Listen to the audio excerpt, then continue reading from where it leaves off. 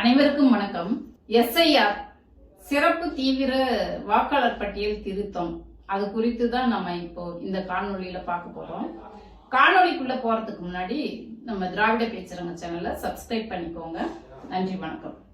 அதாவது இன்றுல இருந்து தான் இந்த எஸ்ஐஆர் தீவிர திருத்த பணிகளை மாநகராட்சி ஊழியர்கள் மற்றும் அரசு பணியாளர்களை வச்சு இந்த படிவத்தை ஒவ்வொரு வீடா கொடுத்துட்டு இருக்காங்க.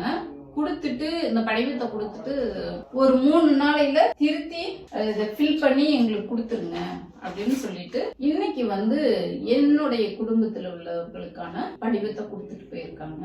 நம்ம ஏற்கனவே இந்த எஸ்ஐஆர் தீவிர திருத்தம் குறித்து பல்வேறு காணொளிகள் பண்ணிருக்கோம். பீகார்ல நடந்த அந்த முறைகேடு ஏறக்குறைய 65 லட்சம் வாக்காளர்களை நீக்கியது, எந்தெந்த பகுதியில நீக்கினாங்க, எந்த வீட்டுல வச்சு ஒரே இடத்துல ஒரே குடியிருப்பை காட்டி ஒரே வீட்டை காட்டி 900க்கும் மேற்பட்டவரை சேர்த்துனாங்க, எப்படி இந்த முறைகேடு நடந்தது என்று குறித்துலாம் நம்ம பல்வேறு காணொளிகள் பண்ணிருக்கோம். இதனுடைய தீவிரம் என்ன, ஆபத்து என்ன அப்படின்னு சொல்லி காணொளி பண்ணிருக்கோம். இந்த தீவிர எஸ்ஐஆர் நல்லதா கெட்டதா அப்படின்னு சொல்லி கேட்டா நம்ம நல்லதுன்னு தான் சொல்ல முடியும். ஏன்னா இது 2004ல நடந்ததோட சரி இந்த தீவிர திருத்தம். அதுக்கு பிறகு தீவிர திருத்தம் நடக்கவே 1952ல இருந்து இந்த தீவிர திருத்தம் வாக்காளர் பட்டியல் திருத்தம் எல்லாம் செயல்பட்டு இருக்கு. நேரு காலத்துல இருந்தே செயல்பட்டு. ஆனாலும் இப்ப இது திராவிட முன்னேற்ற கழகம் அதன் கூட்டணி கட்சிகள் எல்லாம் ரொம்ப தீவிரமா எதிர்த்துட்டு இருக்காங்க. இந்த எஸ்ஐஆர் முறையான முறையில நடக்காது, தீவிர திருத்தம் நடக்காது, முறைகேடு நடக்கும் என்று சொல்லி திராவிட முன்னேற்ற கழக தலைமையிலான இந்திய கூட்டணி கட்சிகள் எதிர்த்துட்டு இருக்காங்க. இன்று நேத்து உச்ச நீதிமன்றத்துல கூட போய் வழக்கு தொடுத்திருக்காங்க. எதனால இவ்வளவு அச்சம், ஏன் இப்படி? அதாவது இந்த திருத்தமே வேணாம்னு சொல்ல, 2004க்கு அப்புறம் ஏறக்குறைய 21 ஆண்டுகளாக இந்த தீவிர திருத்தம் பண்ணாம இருக்காங்க. எத்தனை பேர் இறந்தாங்க, எத்தனை பேர் வெளியே போயிருக்காங்க, இந்த திருத்தம் எல்லாம் பண்ணாம இருக்காங்க. அதனால இந்த திருத்தம் கட்டாயம் தேவை என்பதுல யாருக்கும் மாற்று கருத்து இல்ல. ஆனால் எதனால இத பயப்படுறாங்க அப்படின்னாக்க, இத இந்த தீவிர திருத்தம் நான் 21 வருஷமா திருத்தம் பண்ணாதவங்களதுல இந்த ஒரே மாசத்துல பண்ணி முடிப்புன்றாங்க பாத்தீங்களா, அந்த தீவிர திருத்தம். அங்கதான் கேள்விக்குறியா இருக்கு. ஒரே மாசத்துல எப்படி பண்ண முடியும்? அது சாத்தியமற்றது. இப்ப நவம்பர் மாசம் மழைக்காலமாக இருக்கு. நவம்பர் 1 மாசத்துல திருத்தி முடிச்சுட்டு அடுத்த மாசம் ஏப்ரல் மாசம்லாம் இந்த திருத்த வாக்காளர் பட்டியலை வெளியிடுறதாக சொல்றாங்க. அதாவது இப்ப இருக்கிற வாக்காளர் பட்டியலை மொத்தமா தூக்கி குப்பையில போட்ட மாதிரி தான். இப்பெல்லாம் நம்ம பேரு வாக்காளர் பட்டியல் யாரெல்லாம் போன பாராளுமன்ற தேர்தலுக்கு வாக்களிச்சோமோ அந்த வாக்காளர் பட்டியலை தூக்கி குப்பையில போட்ட மாதிரி தான். அது எதுவுமே இனிமே செல்லுபடியாகாது. பழைய வாக்காளர் இது திருத்தமானா பரவாயில்ல, மொத்தமா டெலீட் பண்ணிட்டு புதுசா வாக்காளர்களை சேர்க்கிறாங்க.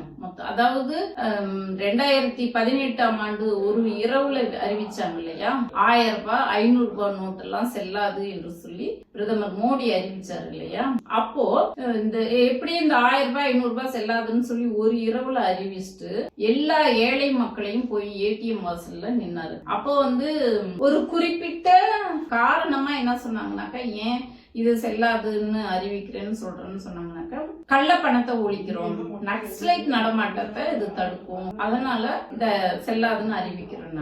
கள்ள பணம் யாருக்கிட்ட இருக்குன்னாக்க, பெரும் பணக்காரர்கள் இன்கம் டேக்ஸ் கட்டாம மறைச்சு சேர்த்து வைக்கிற சொத்து இருக்கிறவங்க கிட்டதான் கருப்பு பணம் இருக்கும். அப்போ அந்த பெரும் பணக்காரர்கள் வீட்டுல ரைடு விட்டோ வேற ஏதோ வழிமுறையிலயோ அந்த கருப்பு பணம் இருக்க அதை கண்டுபிடிச்சு அதை ஒழிச்சிருந்தாக்க அந்த கொஞ்சம் பேர் சில லட்சங்கள்ல தான் அவங்களுக்கு மேலதான் நடவடிக்கை எடுக்கணும். அது நடவடிக்கை எடுத்திருந்தா அந்த பிரச்சனை சாமானிய மக்கள் பாதிக்கப்பட்டிருக்க மாட்டாங்க. ஆனா சாமானிய மக்கள் தான் ஏடிஎம் வாசல்ல போய் 1000 ரூபாயும் 500 ரூபாயும் மாத்துறதுக்கு அன்றாட செலவுகள், அதாவது அவங்க எமர்ஜென்சியா அந்த நேரத்துல திருமணத்தை நடத்த முடியாம கஷ்டப்பட்டாங்க.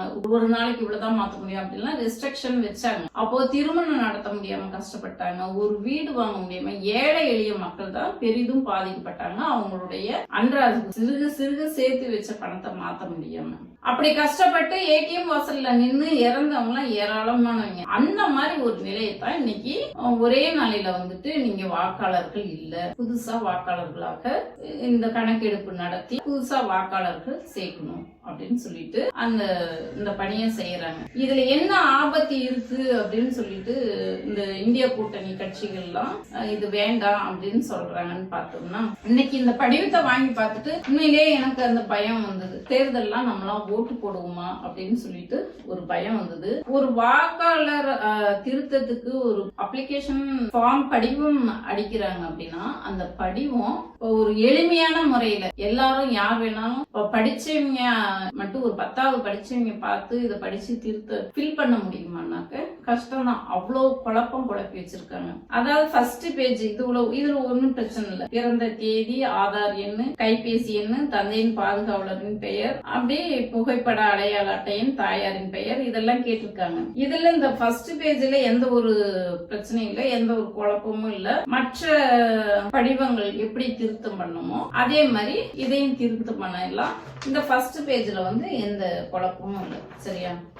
அடுத்தது பேஜ் திருப்பினாக்க, அதாவது 1987க்கு முன்பு இந்தியாவில் பிறந்திருந்தால் அவங்களுடைய அப்பா அம்மாவோட பிறந்த சான்றிதழ் கேட்கிறாங்க. 87க்கு முன்னாடி பிறந்தவங்க பிறந்த இடத்தை நிரூபிக்கும் வகையில் கீழே வழங்கப்பட்டுள்ள பட்டியலில் இருந்து தங்களுக்குரிய ஏதேனும் ஒரு ஆவணத்தை சமர்ப்பிக்கவும் அப்படின்னு சொல்லி கேட்கிறாங்க. அதாவது வாக்குச்சாவடி நிலைய அலுவலரின் உறுதிமொழி. வாக்காளர்கள் தங்களது பெயர் மற்றும் வாக்காளர்களின் உறவினர்களின் பெயர்களை முந்தைய வாக்காளர் பட்டியலில் ஒரு இணையதள .com அதாவது இது வச்சிருக்காங்க, விலாசம் வச்சிருக்காங்க, சரிபார்த்து இணையதளத்துல சரிபார்த்து அவ்விவரங்களை கணக்கீட்டு படிவத்தில் நிரப்பலாம். இது தொடர்பான உதவிக்கு சம்பந்தப்பட்ட வாக்குச்சாவடி நிலை அலுவலரை BLO அணுகலாம். கணக்கீட்டு படிவத்தில் முந்தைய வாக்காளர் பட்டியல் விவரங்களை தெரிவிக்காத மற்றும் தெரிவித்த விவரங்களை தரவு தளத்தில் உள்ள விவரங்களுடன் ஒத்துப்போகாத வாக்காளர்களுக்கு வாக்காளர் பதிவு அலுவலர் ERO ஒரு அறிவிப்பை வழங்குவார். அந்த அறிவிப்பை பெறும் வாக்காளர்கள் கீழ்கண்ட வகைகளுக்கு ஏற்ப ஆவணங்களை சமர்ப்பிக்க வேண்டும். அதாவது முன்னாடி இருந்த அந்த பட்டியலில் இருந்து உறவினர்களுடைய பெயர்களை வந்து இணைக்கணும். எடுத்து ஓட் லிஸ்ட்ல இருக்கிற அந்த பெயர் உறவினர்கள் பெயரை எடுத்து இணைக்கணும் அப்படின்னு சொல்லி சொல்றாங்க. இப்போ நான் அரசியல் கட்சியில இருக்கேன், அதனால என்னால வந்து ஓட் லிஸ்ட்ல இருக்கிற அந்த போன டைம் ஓட்டு போட்ட அந்த வாக்காளர் பட்டியலில் இருக்கிற அந்த உறவினர்கள் பேரை எடுத்து நான் இணைச்சிருவேன். அரசியல் கட்சி சாராத பொதுமக்கள், பாமர மக்கள், அவங்க எப்படி அந்த உறவினர்களுடைய அந்த இது முகவரியை எடுத்து வைக்க முடியும்? அந்த இணையதள .com வேற கொடுத்திருக்காங்க, ECI.com அப்படின்ட்டு அது ஒண்ணு கொடுத்திருக்காங்க. அதுல போய் தேடி பார்த்து எடுத்து வைங்க அப்படின்னு சொல்லி சொல்றாங்க. இதையெல்லாம் படிக்காத பாமர மக்களுக்கு எப்படி போய் இணையத்துல போயிட்டு தேடி பிடிச்சு அந்த முன்னாடி உறவினர்கள் அந்த வாக்காளர் பட்டியலில் இருக்கிற உறவினர்கள் லிஸ்ட எப்படி வைக்க முடியும்? இது ஒரு கேள்வி. 87 முன்பு இந்தியாவில் பிறந்திருந்தால் பிறந்த தேதி, அதாவது பர்த் சர்டிபிகேட் வைக்க சொல்றாங்க. பர்த் சர்டிபிகேட் 87க்கு முன்னாடி பிறந்தவங்களோட பர்த் சர்டிபிகேட்லாம் நம்ம எங்க போய் தெலவர்த்தி? இது ஒரு குழப்பமா இருக்குன்னு சொன்னோம் பாத்தீங்களா? ஃபர்ஸ்ட் ஒரு இது 1/7/1987க்கு முன்னாடி பிறந்திருந்தால் அந்த அடுக்குறாங்க. அப்படி பிறந்த தேதி, பிறந்த இடத்தை நிரூபிக்கும் வகையில் கீழே வழங்கப்பட்டுள்ள அந்த பர்த் சர்டிபிகேட் உரிய ஏதேனும் ஒரு ஆவணத்தை சமர்ப்பிக்கவும் அப்படின்றாங்க. மறுபடியும் என்ன சொல்றாங்கன்னா 1/7/1987 முதல் 2/12/2000 வரை உள்ள காலப்பகுதி 87-2004 வருஷம் அதுக்கும் உள்ள பிறந்திருந்தாக்க அதுக்கும் இந்த பிறந்த தேதி கீழே ஒரு 11 ஆவணங்கள் வந்து கொடுத்திருக்காங்க. 12 ஆவணங்கள் கொடுத்திருக்காங்க. இந்த 12ல ஏதாவது ஒண்ணு வைங்க அப்படின்னு சொல்லி சொல்றாங்க. இததான் சொன்னேன் குழப்பறாங்க அப்படின்ட்டு. மறுபடியும் 2/12/2004க்கு பிறந்த பிறகு இந்தியாவில் பிறந்திருந்தாங்க அவங்களுக்கும் இந்த கீழே இருக்கிற ஆவணங்கள்ல ஏதாவது ஒண்ணு வைக்கணும் அப்படின்னு சொல்லிட்டு இததான் இப்படி மாத்தி மாத்தி ஒரே குழப்பமா கொடுத்திருக்காங்க. இதையெல்லாம் இப்படி நம்ம எச்சரிக்கையா இருக்கணும். நம்ம வாக்கு நீக்கப்படாம இருக்கணும் அப்படின்னா 1-2க்கு மேற்பட்ட ஆவணங்கள், இதுல ஏதாவது ஒண்ணுன்னு சொல்லி இருந்தா கூட நம்ம 2-3 ஆவணங்களை இணைச்சு நல்லா அதை கட்டி நம்ம ஒரு நகல் ஒப்புகை சீட்டு வாங்கிக்கிட்டு கொடுக்கணும், எச்சரிக்கையா இருக்கணும் அப்படின்னு சொல்லிட்டு தேர்தல் அதிகாரிங்க நம்ம கட்சியின் சார்பாகவும் நம்ம எச்சரிக்கையா இருக்கணும்னு சொல்லி சொல்றாங்க. இதுல பயப்படுறதுக்கு என்ன இருக்கு அப்படின்னு சொல்லி சொன்னமாக்க 2 மாசம் நம்ம இந்த படிவத்தை ஃபில் பண்ணி கொடுக்கறதுக்கு 4 நாளையில கொடுத்தாங்கன்னு சொல்றாங்க.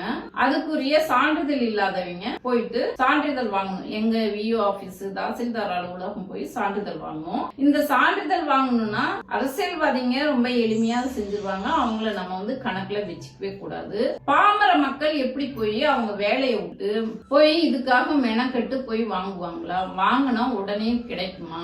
இப்படி எல்லாம் பல்வேறு கேள்விகள். அப்படியே வாங்கி ஒப்படைச்சு திருத்தத்துக்கு நாம கொடுத்தாலும் ஏப்ரல் 14ஆம் தேதி தான் திருத்தப்பட்ட இந்த பட்டியல் வெளியே வரும். புதிதாக சேர்க்கப்பட்ட இந்த பட்டியல் வெளியே வரும். இந்த பட்டியல் வெளியே வந்தா நம்ம அதை வாங்கி கரெக்ஷன் பார்த்து நம்ம பேர் விட்டு போயிருந்தாலோ அல்லது வேற யாராவது நம்ம ஏரியாவில் இல்லாதவங்கள புதுசா யாரையாவது எக்ஸ்ட்ரா இப்ப பீகார்ல நடந்த மாதிரி அங்க 65 லட்சம் வாக்காளர்களை நீக்கி இருக்காங்க. அந்த பீகாரிகள் பெரும்பாலும் இங்க இருக்காங்க. அவங்களுக்கு புதுசா வாக்காளர் லிஸ்ட்ல சேர்த்து இருக்கிறாங்க அப்படின்னு நாம கண்டுபிடிச்சிட்டோமா, அத போய் திருத்தம் பண்றதுக்கு இந்த மாதிரி இந்த வாக்காளர் லிஸ்ட்ல தப்பா என்ட்ரி போட்டிருக்கிறீங்க, இதெல்லாம் தப்பு, இதை நீக்குங்கன்னு சொல்லி நம்ம கொடுக்கறதுக்கு கால அவகாசம் இல்ல. ஏன்னா அப்ப தேர்தல் ஏப்ரல் மாசம் 14ஆம் தேதி புது வாக்காளர் பட்டியல் விடுறாங்க. அதை வாங்கி நம்ம கரெக்ஷன் பாக்குறதுக்கு எப்படி 1 மாசம் ஆகும். ஆனா இத போய் நம்ம போய் திருத்தம் பண்றதுக்கோ அதை அவங்க ஏத்துக்குவாங்களா இல்லையா? அப்ப நம்ம தேர்தல் வேலையில பரபரப்பாக இருப்போம். அப்போ அந்த வாய்ப்பு இல்லாம பண்ணிட்டாக்க நம்ம எப்படி அப்போ அந்த எவ்வளவு பேரை நீக்கி இருக்கிறாங்கன்னு கண்டுபிடிக்க முடியாது, எவ்வளவு பேரை சேர்த்திருக்காங்கன்னு கண்டுபிடிக்க முடியாது, என் பேர் வாக்காளர் லிஸ்ட்ல இருக்குதா இல்லையானே தெரியாது. இதனாலதான் இந்தியா கூட்டணியோட கட்சிகள் பயப்படுறாங்க. இது முறைகேடு நடக்க வாய்ப்புகள் அதிகமா இருக்கு. நீங்க திருத்தம் பண்றனே முடிவு பண்ணிட்டீங்களே, ஏன் ஒரு 6 மாசத்துக்கு முன்னாடி இதை பண்ணக்கூடாது? இது நவம்பர் மாசம், நவம்பர் டிசம்பர் தீவிரமான மழைக்காலங்கள். இந்த மழை காலத்துல அதிகாரிகள் வேலை செய்யணும். அவங்களால எப்படி செய்ய, மழையில அவங்க மட்டும் எப்படி வேலை செய்ய முடியும்? அவங்களும் மனிதர்கள் தானே, எந்திரமா அவங்க போய் ரோபோ மாதிரி சர்ன்னு இப்படி பண்ணிட்டு வருது அப்படின்ட்டு கேள்வி கேட்கிறாங்க. சரி, அப்படியே செஞ்சாலும் திருத்தம் ஏதாவது இருந்தா நமக்கு அந்த வாய்ப்பு, அந்த நேர கால அவகாசம் கொடுக்கல.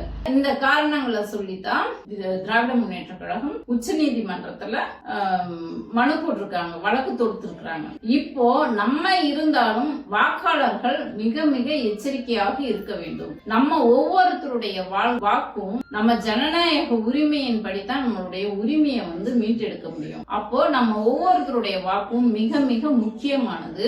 வாக்காளர்கள் அனைவரும் தனக்கான அந்த படிவத்தை வாங்கி ஃபில் பண்ணி எந்த ஒரு தவறுதல் இல்லாமல் அதை நம்ம கொடுக்கணும். 2வது கைட்னஸ்க்கு இப்ப திமுக காரங்க நிர்வாகிகள் எல்லாம் வருவாங்க.